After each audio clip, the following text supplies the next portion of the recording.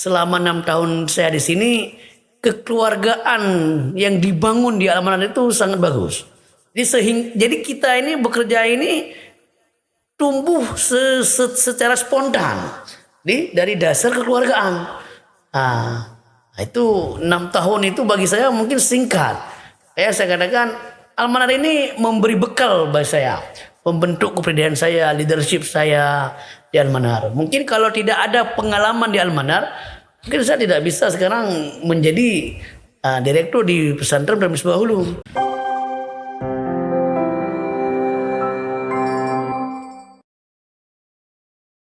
Assalamualaikum warahmatullahi wabarakatuh. Pada malam ini saya ingin berbicara dengan Ustadz Martunis, SPDI MHUM, ya. Assalamualaikum Ustadz Martunis. Waalaikumsalam warahmatullahi wabarakatuh. Ya. Jadi bagi pemirsa Santri Aceh Dapur Al-Manar Podcast, Ustadz Martunis ini adalah sekarang posisi beliau sebagai direktur, ya, di pesantren Misbahul Ulum Paluh Lok Semawe. Dan dulu beliau adalah guru kami, ya, di Al-Manar ini, sekitar 5 tahun lebih, ya, Ustadz Martunis, ya, di Al-Manar.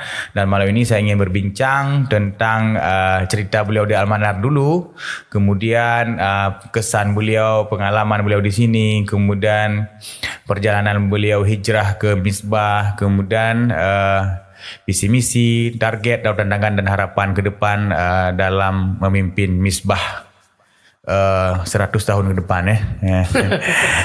Gimana Ustadz Martunis? Apa kabarnya nih? Alhamdulillah sehat baik Ustaz Asel. Masya Allah, ini pun ininya makin berisi, ya. Alhamdulillah, ya, masih diberikan kenikmatan oleh Allah SWT. Masya Allah. Ini dalam rangka apa Ustadz Martunis ke Banda Aceh?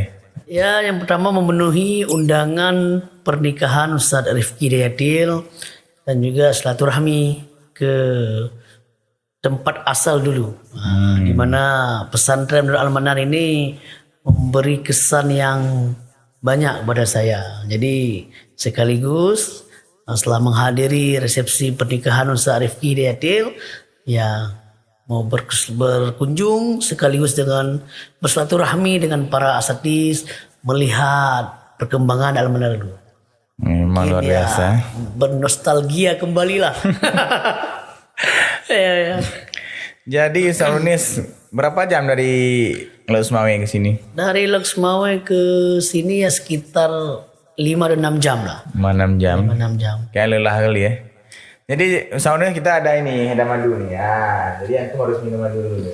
Oh. Ya. Jadi ini madu punya alumni Al-Manar, Ustadz Martunis, punya Ustadz Ashraf. Ustadz Ashraf, ya. Namanya madu musafir. Madu musafir. Jadi karena antum nih musafir, jadi antum harus minum dulu nih, ya. Masya Allah Ustaz. Ini bagi kawan-kawan yang mau pesan madu, ya, bisa hubungi nomor di bawah ini nanti, ya. Nah, ini Ustadz Martunis. Ya.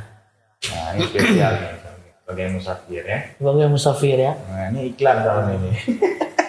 Bismillahirrahmanirrahim. Ini jadi gila. Masya Allah. Luar biasa.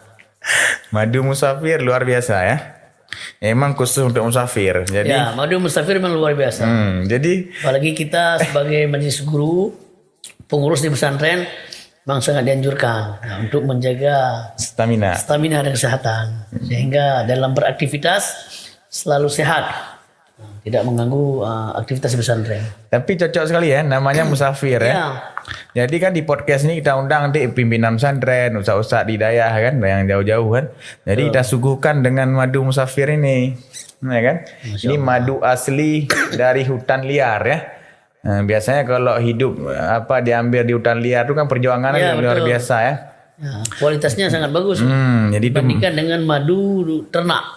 Ya. Ya kan kayaknya udah segar, ya, sama Martunis, Udah ya. segar alhamdulillah. Nanti harus ada part free nih bawa pulang nih, ya, sama ownernya kita minta nih, kan. Aduh, itu iklan, ya, pemirsa, ya. Ustadz Martunis, dulu di Al-Manar itu berapa tahun? Sejak tahun berapa? Dan apa di bagian apa dulu? Bisa antum ceritakan, ya, nostalgia masa lalu lah di Al-Manar. Oke, silakan Ustadz Martunis. Baik. Setelah Ana lulus dari Pondok Pesantren Darussalam Gontor, pengabdian wajib saya itu di Pondok Modern Darul Amin Gontor 10. Kalau sekarang Gontor 8. Ya, terlepas. Jadi terhitung tahun 2008 sampai 2009 Juli lah. Jadi setelah Syawal kami mengambil ijazah. Jadi setelah kami dari Gontor 10 sehingga berinisiatif untuk melanjutkan pengabdian di Pesantren Al-Manar. Jadi kami bertiga waktu itu Ustaz Ana, Ustaz Endri Maulidi dan Ustaz Amsal Bunaya. Jadi bertiga bersepakat. Nah kita insya Allah setelah dari Goten ke Al-Manar. Jadi sambil mengabdi sambil kuliah. Jadi waktu itu kami berjumpa dengan Ustaz Zulkhairi. Jadi kami menyampaikan bahwasanya kami, Ana dan Ustaz Indri berkeinginan untuk melanjutkan pengabdian dari Gontor 10 ke Al-Manar. Dan alhamdulillah Ustaz Zulkhairi merespon dengan baik. Boleh, kami sangat welcome, silakan datang ke sini. Sehingga setelah kami mengambil ijazah sekitar bulan September kalau nggak salah, akhirnya kami langsung bergabung dengan Al-Manar. Itu di tahun 2009. Di tahun 2009 dulu Ana diamanahkan di bagian bahasa. Nah, bagian bahasa dan juga bagian pengajaran. Di tahun 2009 itu 2 bagian. Jadi paginya melaksanakan rutinitas bagian bahasa. Setelah jam masuk kelas di bagian pengajaran. Nah, jadi setahun. Nah, di tahun ajaran 2010 kami diamanahkan di bagian bahasa. Jadi di pengajaran tidak lagi, di bagian bahasa sampai tahun 2012. Nah, tahun 2012 di tahun pelajaran baru berpindah. Jadi pimpinan mengamanahkan kami di bagian pengasuhan santri. Waktu itu kabaknya Ustadz Rama Satria. Mas Romo ya. Jadi di tahun 2012 sampai 2014. Jadi dengar rekan-rekan Ustadz Ali Murtado, Ustadz Darul Fahmi itu ya, Ustadz Rido, Ustadz Darul Kamal. Nah, di tahun 2014 di bawah kepemimpinan Ustadz Ikram, Ana diamanahkan menjadi kepala bagian pengasuhan. Jadi pasca Ustadz Rama pulang kampung hijrah ke Langsa, sehingga kamilah yang melanjutkan estafet kepala bagian pengasuhan dari tahun 2014 sampai 2015. Jadi tahun 2015 kami minta izin ke Ustadz Ikram bahwasanya untuk off dari Al-Manar karena yang pertama kuliah. Jadi anak kuliah S2 di Unimed. Selesai 2017 menikah. Nah, menikah dan 2018 hijrahlah ke Pesantren Modern Misbahul Ulum. Nah, mungkin itu sejarahnya di Al-Manar ya. Lebih kurang ya sekitar 6 tahun. 6 tahun lebih lah ya. Apa kesannya Ustaz Munis? Yang paling ya mungkin banyak ya, tapi banyak, maksudnya ya. apa yang paling antum ingat tuh apa? Misalnya bagaimana suasana kerja di sini, kemudian hubungan dengan asatidz. Ya. Bagi kami luar biasa ya Al-Manar ini. Bahkan saya bisa katakan pembentukan kompetensi saya dan leadership saya itu berawal dari Al-Manar. Jadi di Al-Manar ini kita dididik ya. Jadi guru juga menjadi pengurus itu dididik oleh majelis guru, pimpinan. Bagaimana kita menjadi pengurus yang benar, pengayoman kepada santri yang bagus. Sehingga bekal yang diberikan oleh para majelis guru pimpinan itu yang membentuk kami, khususnya saya sendiri, tahu bagaimana arti sesungguhnya peran sebagai guru. Jadi guru tidak hanya sebagai di kelas, tapi karena kita di Al-Manar juga di dalam, jadi include guru dan pengurus. Jadi jujur saya banyak ilmu yang saya dapatkan dari Al-Manar. Bahkan itu menjadi fondasi awal bagaimana membentuk karakter saya, leadership saya. Apalagi di bawah pengasuhan yang dinamika pengasuhan mungkin kompleks ya. Nah, selain kesan yang lainnya, jadi luar biasa. kesan yang kedua di Almanar itu kita dituntut bekerja, mengabdi itu harus tulus atau harus ikhlas. Karena ikhlas itu sumber utama. Ketika kita menjadi pengurus, melaksanakan amanah tanpa ada keikhlasan, maka buyar. Maka dari keikhlasan yang tumbuh dari diri kita, sehingga kita bekerja dengan semangat, bekerja dengan totalitas, itulah yang akan membentuk kepribadian saya. Yang kedua, di Almanar menjalankan roda kepengurusan itu secara kekeluargaan. Jadi itu saya dapatkan, mungkin saya rasakan ya, selama 6 tahun saya di sini, kekeluargaan yang dibangun di Almanar itu sangat bagus. Jadi kita ini bekerja ini tumbuh secara spontan dari dasar kekeluargaan. Itu 6 tahun itu bagi saya mungkin singkat. Saya katakan Almanar ini memberi bekal bagi saya, membentuk kepribadian saya, leadership saya di Almanar. Mungkin kalau tidak ada pengalaman di Almanar, mungkin saya tidak bisa sekarang menjadi direktur di pesantren dan Misbahul Ulum. Itu. Apalagi saya bersyukur ditempatkan di pengasuhan. Karena rodanya pesantren di manapun itu yang pertama di pengasuhan. Bahkan saya teringat dulu Ustaz Ikram katakan, kalau kita sudah berada di pengasuhan, insya Allah kita sudah bisa mengatur pesantren itu. Karena intinya di pengasuhan, kompleks yang akan kita urus itu. Ya itu betul sebenarnya, karena memang bagian sentral ya. Ya. Bahasa pengajaran tadi ya, berarti antum memang ditempa dengan bagian-bagian yang inti. Ya. Ya, bahasa penggerak semua itu, pengajaran, masalah pendidikan, kemudian pengasuhan yang sangat dinamika ya, mengurus santri, wali santri ya. Wali santri. Nah, jadi memang istilahnya kalau bahasa Aceh udah utuk nih Ustaz Madun ini dengan pengalaman ya di bagian. Karena Ustaz Madun di sini, beliau ini guru saya dulu waktu saya kelas 6. Jadi saya bisa melihat bagaimana kinerja Ustaz Madun ini selalu semangat berbahasanya kan. Nah, kemudian di pengajaran dengan penuh semangat dan juga di pengasuhan ya. Kalau di pengasuhan saya udah jadi ustaz gitu ya. Udah jadi ustaz ya, Ustaz Madun ini. Jadi ini benar-benar ya para pendengar, dengan tempaan atau gemblengan tadi ya, dengan mutu keikhlasan ittabi'u man la yas'alukum ajrau itu ya, bisa menghasilkan dari totalitas tadi, gemblengan tadi, membentuk sebuah leadership ya, saya disampaikan Ustaz Ikram tadi ya, karena di pengasuhan itu memang krusial sekali. Betul. Memang masalahnya Ustaz Unis kan. Jadi antum sudah pahit manisnya kehidupan pesantren itu sudah antum ini kan. Itu memang pengalaman yang sangat berharga sekali ya. Jadi kurang lebih 6 tahun lah di Almanar. 6 tahun nih.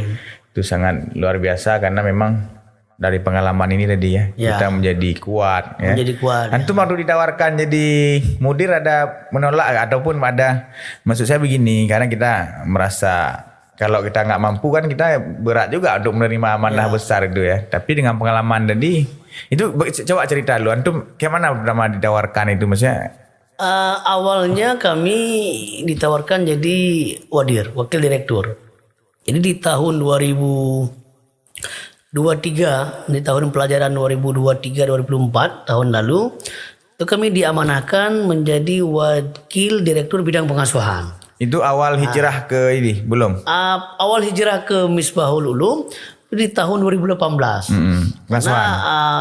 Karena saya menemukan istri juga di Almanar. Makanya saya bilang Almanar ini banyak cerita yang sulit dilupakan. Ya kan? Jadi selain kita memang menjalankan tanggung jawab kita, jadi rasa kekeluargaan yang sangat kental. Bahkan saya menemukan istri itu di sini. Jadi Ustazah Restu Maulia dulu itu satu bagian dengan kami bersama-sama di bagian bahasa. Jadi di tahun 2011 ya. Jadi Ustazah Restu itu masuk ke amanah tahun 2011 sampai 2014 beliau di bagian bahasa. Mungkin ada berjumpa dengan saya itu sekitar setahun ya. Karena 2012 saya sudah hijrah ke pengasuhan. Nah, mungkin ya di situ awal ya. Ya. Jadi setelah kami lulus dari S2, karena Ustaz Restu juga S2-nya di USU, sehingga kami kembalilah ke Misbahul Ulum. Jadi di tahun 2018 saya menjadi Ustadz sampai tahun 2023. Nah di tahun 2003 jadi kami ditawarkan untuk menjadi wakil direktur bidang pengasuhan. Awalnya memang berat. Nah, awalnya berat karena pesantren Misbahul Ulum juga pesantren yang besar. Jumlah santrinya di atas 1.000. Tapi karena diminta terus oleh yayasan, sehingga insyaallah lah, bismillah, dengan pengalaman yang ana miliki, ana berusaha sekuat mungkin untuk menjalankan amanah ini. Jadi tahun 2023 sampai 2024. Nah, di tahun 2024, tepatnya di bulan Juni ya, mungkin sekitar 2 minggu sebelum Idul Adha. Jadi itu tidak ada tidak ada tawaran. Artinya kami tidak ditawarkan, Ustadz mau tidak menjadi direktur, tidak. Itu pembinanya, ketua pembina langsung menunjukkan. Jadi ketika kami dipanggil di Medan, langsung diberikan, dikasih tahu bahwasanya Ustadz Martunis ini kami lantik menjadi direktur atau pimpinan pesantren Modern Misbahul Ulum. Nah awalnya memang berat. Ya, karena di umur anak yang masih masih muda lah ya. Artinya kan kalau di Aceh ini kan sosok pimpinan itu kan yang sosok yang berwibawa ya. Sudah berumur di atas 40-an, ya kan? Jadi karena diminta ya bismillah. Bismillah saya terima tawaran ini, mudah-mudahan dengan izin Allah saya menerima tawaran ini, tentu dengan bimbingan arahan daripada majelis guru, pengurus yayasan, gitu. Karena berat saat Asel ya, untuk menjadi sosok mudir itu berat. Apalagi di Misbah ini yang notabennya kadang-kadang guru itu di atas saya umurnya. Jadi perlu skill yang khusus. Ya bagaimana kita mengajak semua para pengurus ini untuk bersinergi bersama-sama, mempunyai satu niat, visi, misi yang sama. Jadi kan membangun pesantren ini kan ibarat kita berlayar. Jadi kita semua yang ada di dalam pesantren itu sebagai ABK. Mudir ini, pimpinan itu nahkodanya. Jadi kapal ini mau kita bawa kemana? Mau kita bawa ke kiri, ke kanan, atau kita mau tenggelamkan? Itu kan tergantung kita.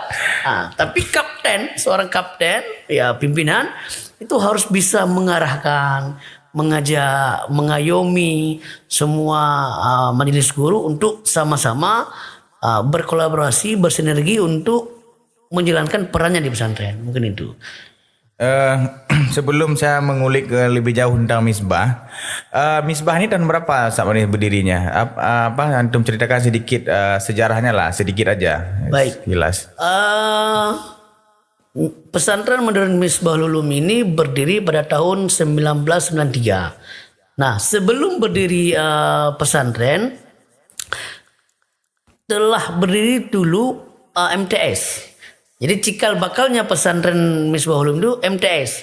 Jadi MTS luar, MTS lepas, yang anak-anaknya, siswanya tidak mondok. Nah, jadi berawal dari situ sehingga para pendahulu dulu memikirkan bagaimana kita membuat yayasan dan membangunkan pesantren. Sehingga setelah tamat satu angkatan di tahun 93 maka berdirilah pesantren dari Misbahul Ulum. Nah, jadi tahun berapa tahun ya sekarang? Berarti sekitar 31 ya. 31 tahun ya. 31 Berarti tahun. jauh sekali ya. Kalau mana 23 tahun lah 23 tahun. Baru ini. Tadi antum sebutkan bahwa di sana pengurusnya dominan lebih tua daripada antum ya. Ya. Berarti tantangan luar biasa juga ya. Memang kita ini sharing aja Ustaz Onisa, kita Yang perlu itu memang yang pertama keterbukaan kita berpikir Ya. harus. Maksud saya begini, kalau misalnya posisi saya ya, mungkin ya kalau kita misalnya lebih tua ya, mungkin kalau yang hal yang ini yang saya bilang yang negatif dulu misalnya, ini kok diatur sama yang ya kan. Tapi memang saya pikir karena pengurus pesantren tadi, saya pikir udah berpikir dewasa lah, ya kan, namanya untuk kebaikan itu, untuk apa namanya pengabdian itu pastilah ya nggak melihat di situ, walaupun nanti ada satu dua mungkin ya itu hal biasa lah ya kan, tapi yang paling penting itu adalah kedewasaan kita ya dalam berpikir itu sebenarnya kayak mana melihatnya, bagaimana cara seharusnya kita bersikap itu bagaimana? Tentu yang pertama kita mengajak ya. Jadi dalam pesantren ini kan berbeda dengan pabrik. Nah, kalau pabrik itu seorang manajer, dia hanya perintah. Perintah, ya kan? Tapi kalau pesantren ini dia mengajak. Ayo sama-sama kita bekerja bersama. Nah, tujuan utama itu untuk ibadah. Kalau di pabrik itu semata-mata untuk mengejar profit, keuntungannya. Jadi buruh ini dia tidak mau tahu mau perusahaannya bangkrut lah. Dia tidak mau tahu. Tapi kalau pesantren itu dibangun dari keikhlasan yang pertama. Jadi semua pengurus majelis guru yang ada di pesantren harus menanamkan yang pertama ikhlas. Ikhlas untuk bekerja, niat yang baik, ya kan, kalbun salimnya yang baik. Nah, tentu seorang pimpinan, apalagi yang seumuran yang saya ini kan masih muda. Nah, jadi di Misbah ini ada yang sebagian yang di bawah kami, ada yang sebagian di atas kami. Nah, memang itu menjadi tantangan yang berat di awal. Tapi dengan pengalaman yang saya miliki, dengan kita meminta nasihat kepada pimpinan yang lain, bahkan tadi malam saya duduk dengan Ustaz Ikram, Ustaz tolong berikanlah masukan Gana, kan? Mudah-mudahan bisa menjalankan amanah ini. Jadi kita mengajak sama. Nah, jadi kita ajak sama, kita komunikasi kita yang baik. Nah, karena di pesantren itu memang peran mudir itu sangat sakral. Nah, tapi tanpa dibantu oleh usaha-usaha yang lain, tidak ada arti mudirnya. Jadi pimpinan itu harus saling bekerja sama, bersinergi yang baik. Nah, tentu kita dengan mengajak yang baik, sama-sama kita mengajak. Walaupun pada akhirnya di dalam membangun pesantren itu kita pertama kita bangunkan kekeluargaan dulu. Kita bangunkan kekeluargaan dulu. Kayak kita sama-sama bekerja sesuai dengan SOP masing-masing. Nah, tentu juga pesantren kan tidak selamanya harus mengedepankan kekeluargaan. Tapi ada juga yang kadang-kadang unsur keluarganya harus kita tepikan. Nah, jadi ketika kadang-kadang salah satu pengurus keluar dari rel, itu kan harus kita tegur. Harus kita tegur, kita bimbing. Penegakan disiplin ya? Iya, karena sebaik apapun pesantren itu, sekuat apapun disiplin pesantren, tanpa ada evaluasi itu bias, tidak ada guna. Bahkan saya sering mendengar petuah Ustaz Ikram. Nah, karena bagi anak ini ya, Ustaz Ikram ini menjadi sosok yang sangat patut saya tiru. Baik itu dalam leadership dan dalam manajemen beliau. Jadi beliau mengatakan sebagus apapun pesantren itu, sebaik apapun pesantren itu, sebagus apapun bangunan itu, tanpa ada disiplin, tanpa ada kontrol yang baik, itu bias, gak ada guna. Nah, maka kita alhamdulillah kita bangun komunikasi yang baik, tetap kita posisi kontrol ya. Posisi kontrol, evaluasi ya kita terapkan. Saya menggarisbawahi ini tadi yang tu bilang tadi kan terhadap penegakan disiplin ya, maksudnya kepada pengurus ya. Disitulah pentingnya keterbukaan kita, kedewasaan kita dalam menanggapi. Maksudnya tadi kan yang kita bangun pertama kan kekeluargaan ya kan. Tapi ketika ditegur oleh mudir, di situ kita harus bersikap dewasa. Ya. Walaupun nanti pasti ada namanya kerikil apa istilahnya kan. Itu pasti itu. Ya, Ya. apalah ada merasa marah mungkin. Tapi kan saya Ikram juga sering bilang sama saya itu memang kita harus menyampingkan kekeluargaan tadi. Betul. Ketika memang disiplin harus ditegakkan. Lebih baik kita hancur daripada lembaga Ya. hancur. Jadi lebih baik kita personal kita ini dibenci atau Ya. daripada lembaga Betul. kita hancur karena kebutuhan umat ya, kan. Kita sayang kepada majelis guru, tapi kita lebih sayang kepada pesantrennya. Nah gitu. Jadi disitulah letak ketegasan pimpinan Ya. dan kedewasaan pengurus itu tadi ya. Betul, Ya, betul. saya pikir dimanapun kita berada ya sama juga. Misalnya Sama saja. di kantor ketika kita salah ya harus berani bertanggung jawab kan. Ya, bahkan kalau dalam dinas itu kan sering dikatakan jangan bawa keluarga dalam dinas. Nah, jadi ketika di dinas tidak ada keluarga. Jadi ketika keluarga kita bawa ke dinas, itu maka ya hancurlah sebuah dinas itu. Jadi Ustaz Madonis, saya tertarik sekali dengan body language antum tu ya kan? Memang itu flashback waktu antum bagian bahasa dulu ya. Pagi duet sama Mas Denzu, Agus Denzu. Oh Ustaz gitu Agus kan. Supriyansyah ya. Tapi itulah Ya. sebuah inilah hal yang menarik ya. Yang santri itu bisa menginspirasi tuh ketika Ustaz ngomong kan. Gini-gini kan. Kemudian di Misbah Ustaz Madonis, kalau kegiatan apa yang menonjol di sana, maksudnya ataupun hal apa yang ingin antum capai nih ke depan, apakah di akademik atau secara simultan ataupun bertahap apa misalnya mau antum ini apa target ke depan tuh? Target ke depan kita santri itu punya kualitas sama baik di pengajaran maupun di skillnya. Dan artinya pengajaran itu mereka dapatkan belajar di kelas itu kan hanya sebatas. Tapi kemampuan mereka dalam ekstrakurikuler mereka itulah yang akan membentuk kepribadian mereka, disiplin, terus kegiatan-kegiatan ekstrakurikuler. Maka menjadi prioritas kami ini pembelajaran tetap berjalan dengan baik, artinya terus kita meningkatkan ke arah yang lebih baik. Juga ekstrakurikuler santri ini juga harus kita kembangkan. Nah di Misbah ini alhamdulillah ada 2 ekstrakurikuler yang menonjol. Yang pertama silat, yang kedua kaligrafi. Nah, mungkin yang lain juga seiring dengan waktu juga akan bisa bersanding sama dengan silat dengan kaligrafi. Kalau pembangunan fisik, bangunan gimana Sob? Sudah lengkap semua fasilitas di Misbah? Ya masih tahap perkembangan ya. Itu ke depan dari target juga ya? Ya.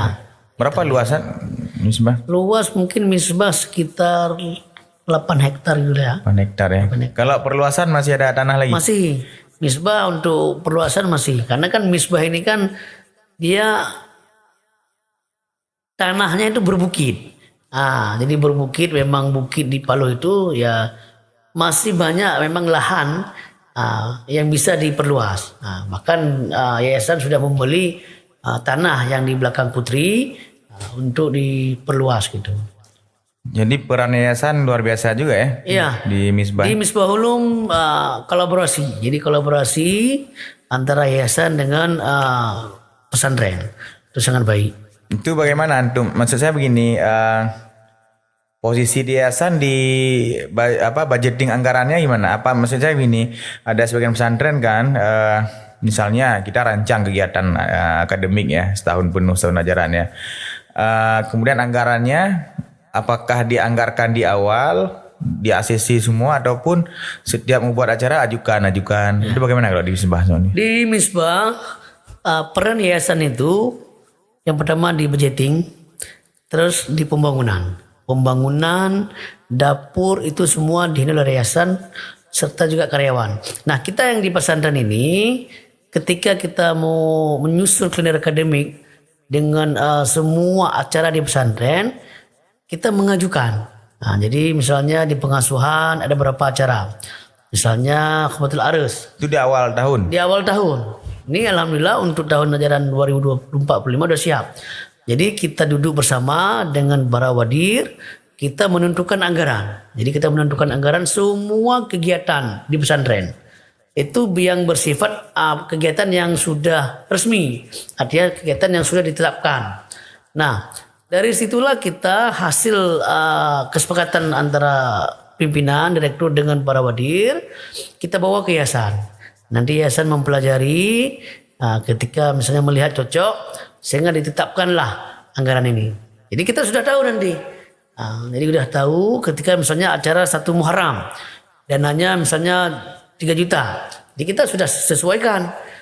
Nah, dan ada acara-acara yang di luar kegiatan yang mendadak. Misalnya kedatangan tamu kejaksaan.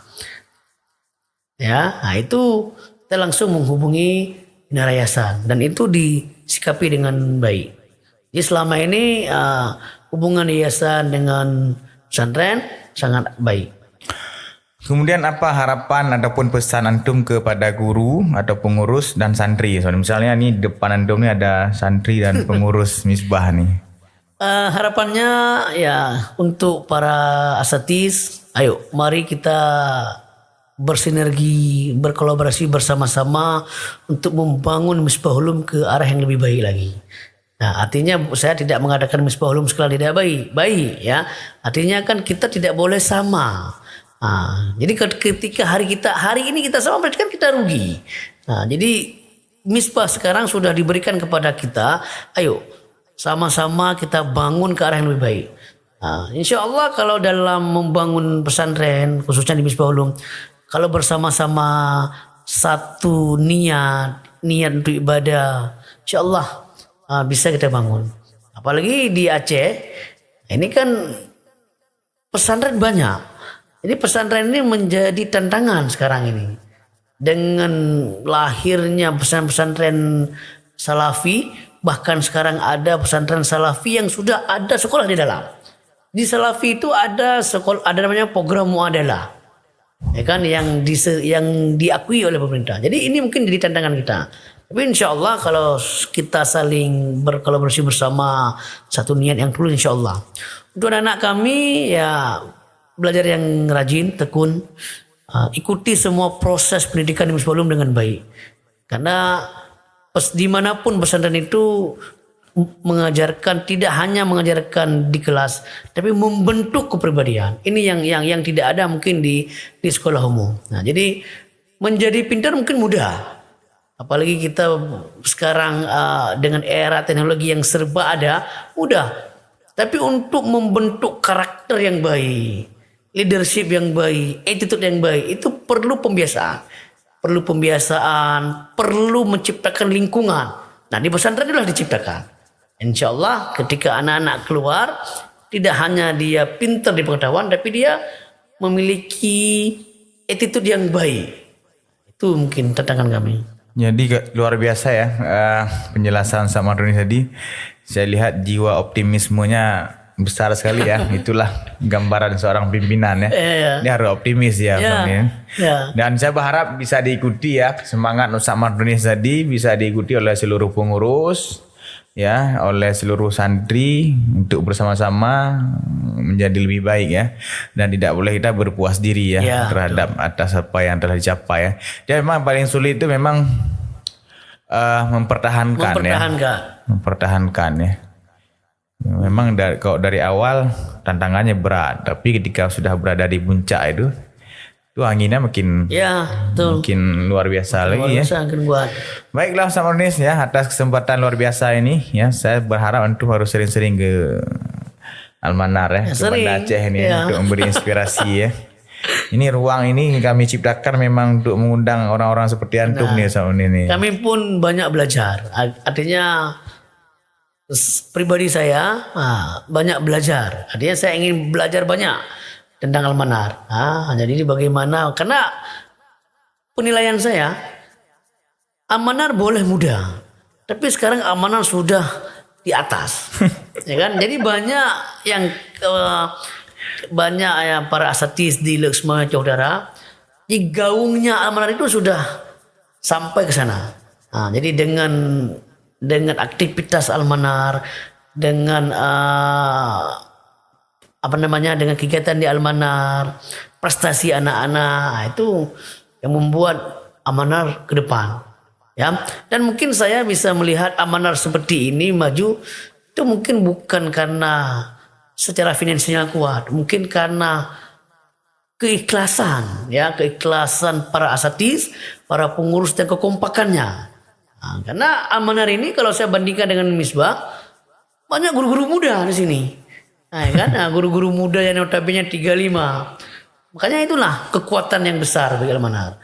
Ya, saya juga merasa bangga dan senang pernah merasakan menjadi pengurus di Al-Manar. Nah, yang saya katakan di awal, bekal saya di Al-Manar ini. Memang muda itu adalah kekuatan ya. Muda kekuatan. Dan sekarang Misbah itu pimpinannya muda, ya kan? Apa istilahnya kalau orang Aceh itu nasihat di orang tua, pulang tungkat ke anak muda ya. Nah, jadi seperti Anda bilang tadi meminta nasihat kepada suyuh-suyuh muda-muda yang lain ya. Memang muda ini adalah kekuatan, kita masih punya pola pikir yang baik, daya berpikir kita kritis itu masih kuat lah ya kan.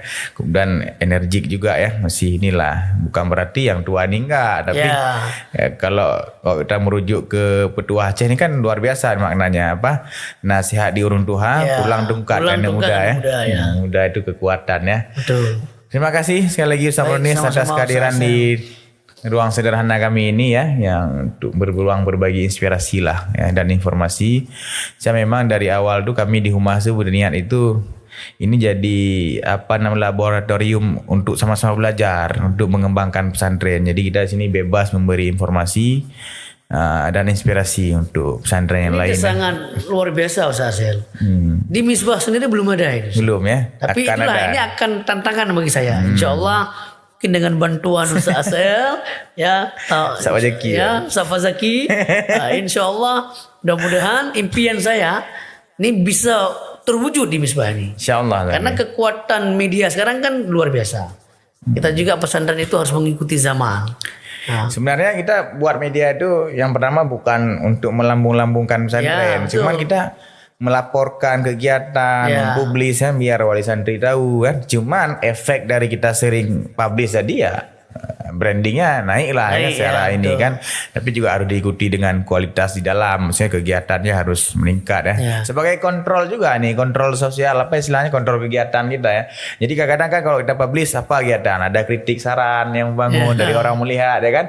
Nah, kemudian inovasi lahir di situ. Betul. Ya kan, kreativitas. Insyaallah saya yakin Misbah juga akan jauh lebih bagus ya. Karena finansialnya lebih hebat ya daripada Al-Manar. Cuma ini hadir nih ruang nih soalnya karena kemauan kita sama-sama juga ya kan, karena kita ingin berbagi juga ya. Insyaallah nanti lain kali kita berjumpa kembali ya. Saya tunggu Ustaz Mulyadi juga nanti ke sini atau Ustaz yang lain ya, Ustaz Indonesia. Dan berharap kami juga bisa bertandang ke Misbah nih Ustaz ya. Kami sangat terbuka untuk Al-Manar. Kami mau belajar kaligrafi di sana ya. Saya lihat kaligrafi sana luar biasa perkembangannya. Ustaz Indonesia ada follow Ustaz Indonesia, tukang kaligrafi itu. Tukang kaligrafi Ustaz Munawir. Ya. Itu luar biasa ya, bagus sekali. InsyaAllah doakan semoga kami sehat selalu ya, bisa ke sana ya. Ini alhamdulillah. Ini saya udah Ustaz Murni lumayan lah ya.